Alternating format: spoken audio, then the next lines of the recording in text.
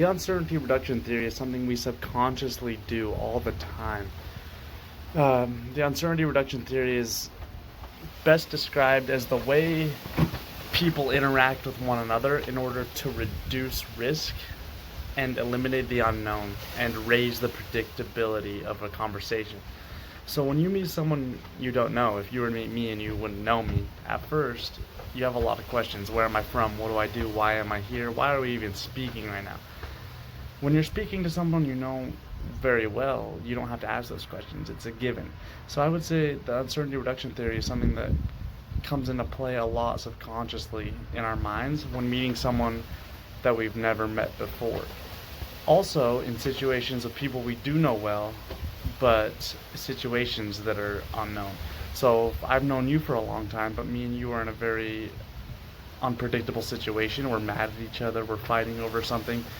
You're going to try to communicate in a way that lowers the risk subconsciously for you and comforts you and gives you more predictability of what's going to happen in the conversation. Because naturally, as humans, we fear the unknown. SagePub.com was also a very efficient source as I was looking up into the uncertainty reduction theory. It spoke less about individual communication conversations like the examples I've given that are short term, knocking on the door, meeting somebody new, running into someone on the street that likes the same sports team as you. They brought it into a bigger sense of things like moving into a new city. The uncertainty reduction theory of your mind is going all over about the whole entire city. Everything is new to you. Your mind is trying to figure out not only individual relationships, but life itself is being rearranged. And that's a huge, huge thing that would play a big role in the uncertainty reduction theory. Or getting married, a new family. You have a new family on that side. Things like that. Moving into a new home. Like I said, moving to a new city. Losing your job, getting a new job. All of those things are the fear of the unknown. And it's hard sometimes to realize that the uncertainty reduction theory is coming into such play. But it really is more than you can really tell. And it's just amazing. Originally introduced by Charles Berger and Richard Calabrese, the uncertainty reduction theory was something brought to people's attention as they studied the ways people communicated and why they communicated.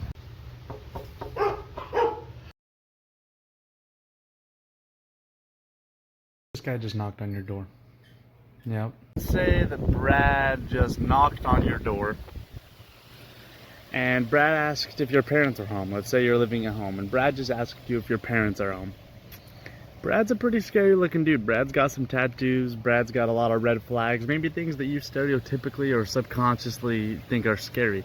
Brad is unpredictable. You don't know if Brad's a big, huge, nice teddy bear or if Brad's a stone cold killer who wants to rip each one of your ears off your skull and then sell you to the black market. Uncertainty reduction theory is the reason, the root of why people say things like, how are you doing? Where are you from?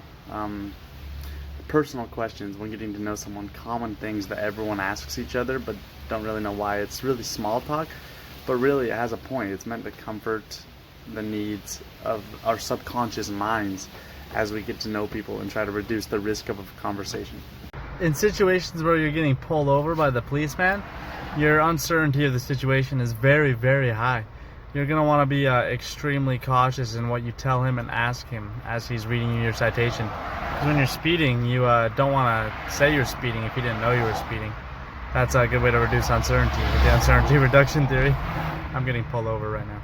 All the uncertainty goes away right away when you see common signs. Like right now, you could tell that I'm a server at a restaurant, and you would naturally be less worried because you know I'm a server at a restaurant. If some random guy walked up to your table, you'd be very uncertain of the situation, but because of the uncertainty reduction theory, you are able to realize that there's little things like that you don't have to ask. What do you do for a living? Oh, well, I'm serving at a restaurant, so that's what I clearly do. It reduces risk subconsciously in conversation. Some dude at the beach, you're probably going to have a little bit higher risk assessment on me because you're going to want to know what I'm doing.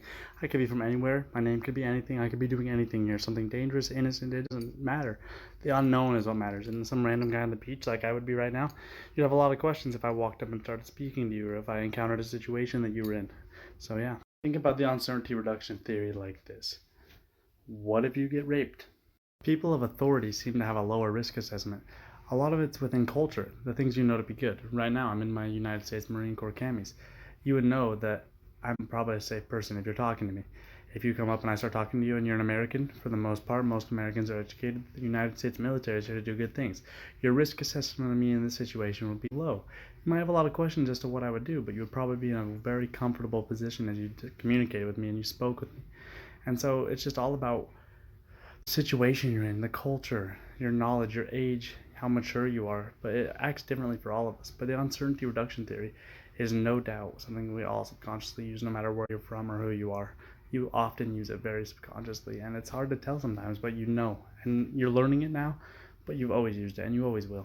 The uncertainty reduction theory asserts that people have a need to reduce uncertainty about others by gaining information about them through conversations, according to OregonState.edu.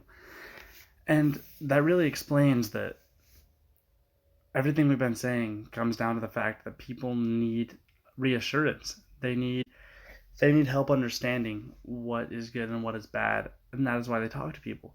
They assess their situation. It's called the OODA loop: observe, orient, decide, and act. And that's something I've known for a long time. I learned that in the Marine Corps, and that's one of the biggest things. Is people do that all the time, and they decide who they're going to speak to, and when they do, they decide what kind of person they are, and they subconsciously, believe it or not, judge them as they speak to them. And that's just one of the definitions, but really that's the beans and potatoes. That's the skin and bone of it. But there's so much more depth to the uncertainty reduction theory that often isn't looked at. Media.net has a weird fact about uncertainty reduction theory that I was looking at, and it says when individuals realize that they share the same interest as the other person, the uncertainty decreases almost in half. So just understanding the other person and relating to them in personal ways of life. Oh, you're from kind of where I'm from. Oh, it's a small world. You have family where I have family. A lot of those things will also reduce the uncertainty of a conversation during communication very well.